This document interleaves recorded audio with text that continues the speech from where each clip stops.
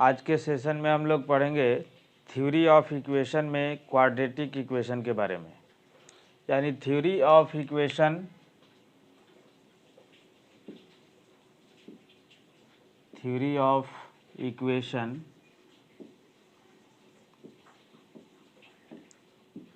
इसमें सभी तरह का इक्वेशन आ जाता है, क्वाड्रेटिक, क्यूबिक, बाई क्वाड्रेटिक, आगे जितना तक जाइएगा सब, इसलिए इसका नाम दिया गया है थ्योरी ऑफ इक्वेशन। तो सबसे पहले हम लोग इसमें पढ़ेंगे क्वाड्रेटिक इक्वेशन के बारे में। क्वाड्रेटिक इक्वेशन, तो इसका डिफिनीशन हो जाएगा क्या कि an equation of the form ax square plus bx plus c equal to 0 where a b c are constant but a not equal to 0। यानी कांस्टेंट के जगह पर आप डिस्टिंक्ट भी कह सकते हैं, निश्चित कोई भी नंबर, ठीक है। तो यहाँ पर लेकिन ये ध्यान में होना चाहिए कि जब भी जैसे ये क्वाड्रेटिक है तो जो भी पावर 2 वाला है उसका कोफिशिएंट 0 नहीं होगा। क्यूबिक अगर है तो क्यूब पावर वाला यानी जो है 3 पावर वाला का कोफिशिएंट 0 नहीं होगा।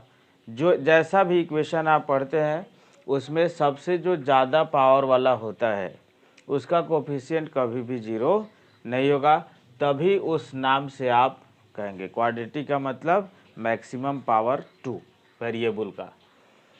तो यहाँ पर जो है constant but a not equal to 0 are called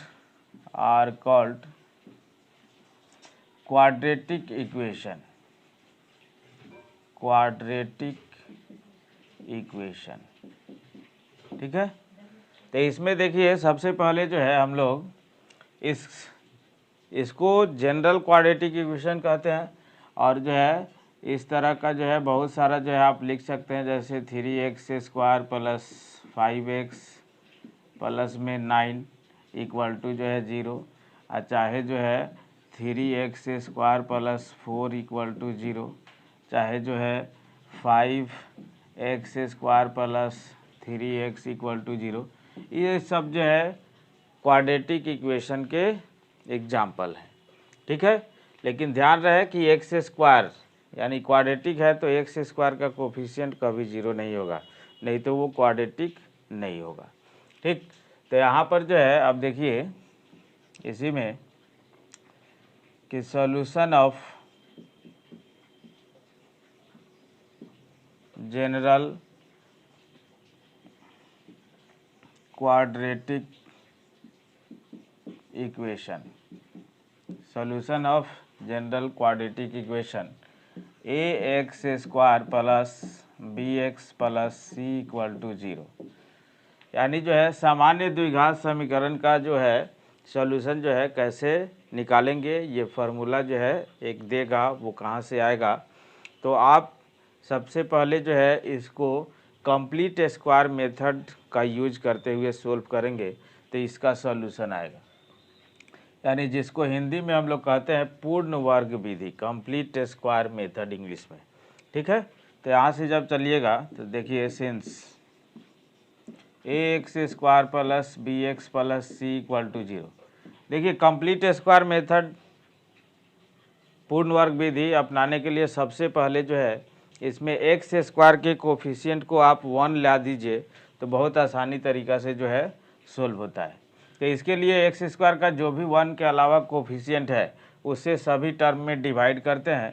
तो डिवाइड करिएगा तो ये प्राप्त होगा x square plus b by a x plus c by a equal to जो है 0, ठीक है।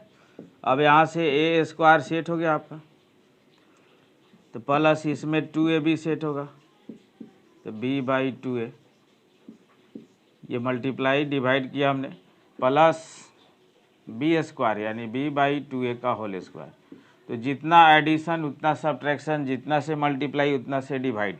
ठीक है, ये रूल है मैथ का। तो c/a तो -b/2a का होल स्क्वायर इक्वल टू क्या हो गया 0। तो यहाँ से जब चलिएगा आप तो a² + 2ab + b², यहाँ तक का फार्मूला जो है a + b का होल स्क्वायर हो जाएगा। तो x + b/2a का जो है होल स्क्वायर, और ये दोनों टर्म जो है इक्वल टू के उधर जाएगा क्योंकि x का वैल्यू निकालना है, तो x वाला को इधर छोड़ते हैं। तो b²/4a² और -c/a यानी x + b/2a का होल स्क्वायर इक्वल टू, इसका एलसीएम जब लेंगे तो b² - 4ac बाई में 4a², यानी इधर से स्क्वायर जब उधर जाएगा तो स्क्वायर रूट लगेगा और पीछे प्लस माइनस लगेगा।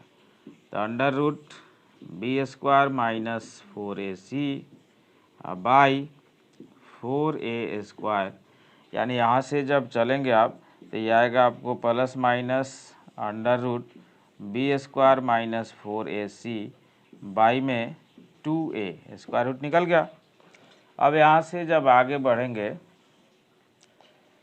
तो x का वैल्यू निकालना है, तो ये जाएगा उधर -b/2a plus minus √b² - 4ac by में 2a, यानी x इक्वल टू जो हो गया 2a LCM -b plus minus √b² - 4ac। ये आपका जो है जनरल क्वाड्रेटिक इक्वेशन का सॉल्यूशन हो गया, जिसको आप एज ए फार्मूला भी यूज कर सकते हैं। और a b c छांट करके, यानी x² का कोफिशिएंट, x का कोफिशिएंट और कांस्टेंट छांट करके आप इसमें जो है पुट करके भी आंसर ला सकते हैं। तो यहाँ से देखिए वेयर d इक्वल टू जो है b² - 4ac, इसको हम लोग कहते हैं डिस्क्रिमिनांट।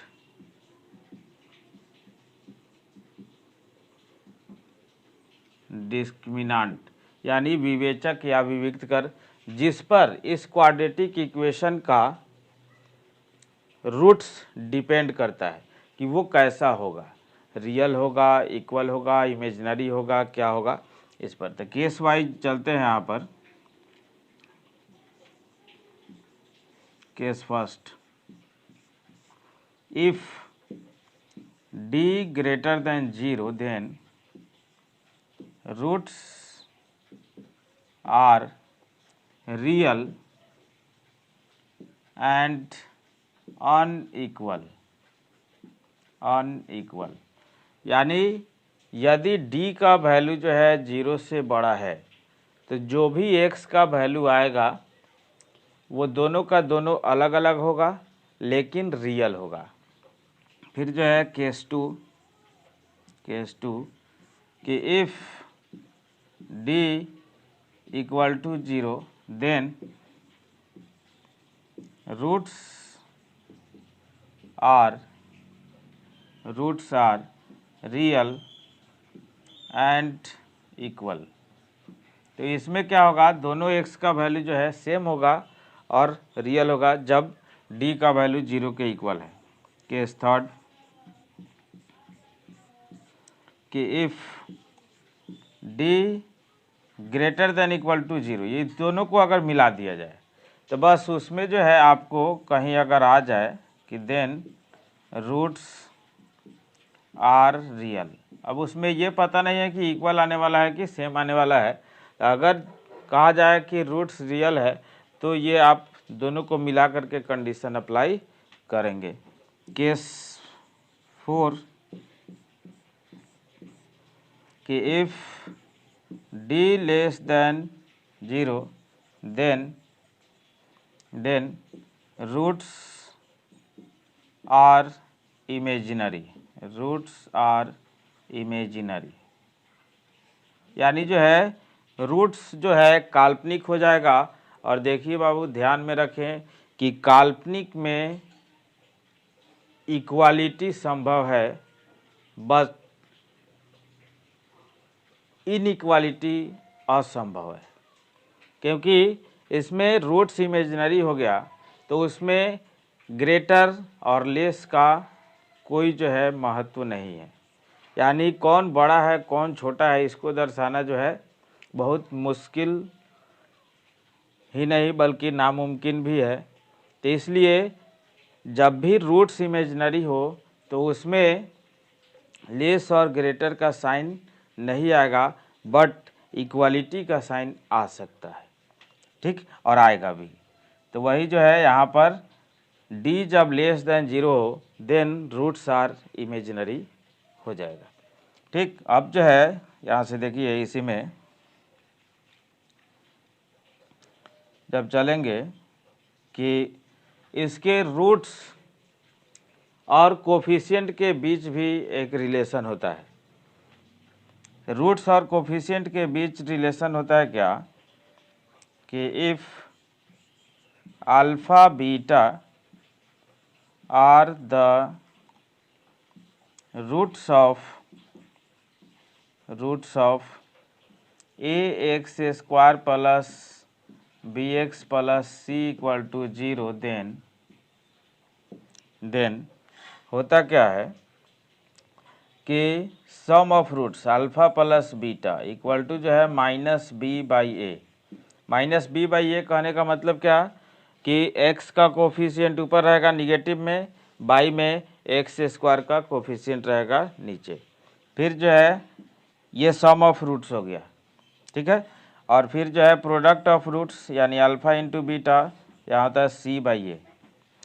और फिर जो है एक और जो है थोड़ा सा जो है ढंग से, जैसे अल्फ़ा माइनस बीटा, लेकिन अल्फ़ा माइनस बीटा अब निगेटिव आएगा कि पॉजिटिव आएगा वो तो रूट्स के ऊपर डिपेंड करता है। इसलिए इसमें हम मॉडुलस लगा के एक फार्मूला जो है बना सकते हैं अल्फ़ा माइनस बीटा के लिए।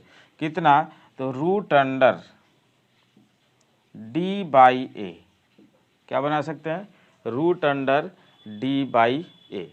ये इस पर जो है डिपेंड करता है।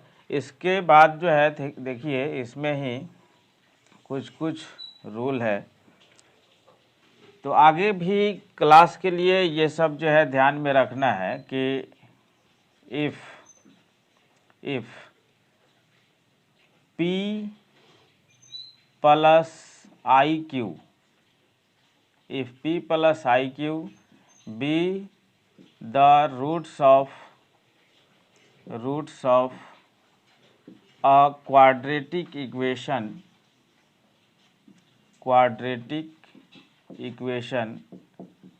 then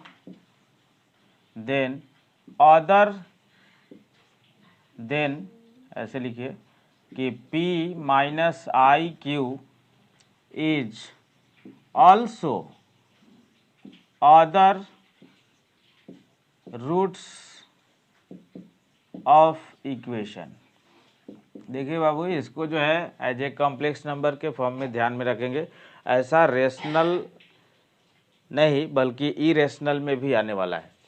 तो यहाँ पर देखिए अगर जो है p प्लस आई क्यू किसी भी क्वाड्रेटिक इक्वेशन का एक रूट्स है तो अपने आप जो है ध्यान में रखेंगे कि उसका another roots p minus i q जरूर होगा, ठीक है। या p माइनस आई क्यू उसका एक रूट्स है तो another roots p plus i q जरूर होगा।